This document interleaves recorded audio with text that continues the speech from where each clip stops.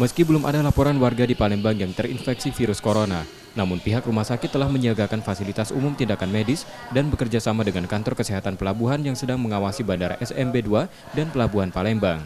Penumpang yang terdeteksi virus asal Wuhan nantinya langsung dirujuk ke rumah sakit. Petugas rumah sakit pun diminta mewaspadai kasus penularan infeksi virus, terutama pada pasien yang memiliki riwayat perjalanan ke Cina.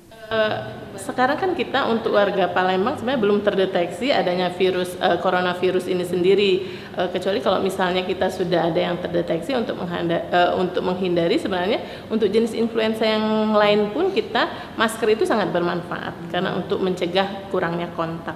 Kita mencegah kalau siapa tahu di dalam perjalanan ke Muhammad Hussein itu ada kegawat daruratan pasien itu di jalan dan kita siap sudah menyiapkan peralatan dengan APD-nya yang lengkap untuk mengatasi kegawat daruratan, kemudian langsung akan kita rujuk langsung ke Rumah Sakit Muhammad Hussein. Virus corona ditularkan melalui udara dan kornea mata. Warga dihimbau menggunakan masker saat berada di tengah keramaian. Gejala awal yang ditimbulkan akibat serangan virus corona seperti batuk dan demam tinggi. Sebagai antisipasi, warga diminta menjaga kebersihan seperti cuci tangan teratur. Reski Oktora, Muklas Diferensial, Kompas TV, Palembang.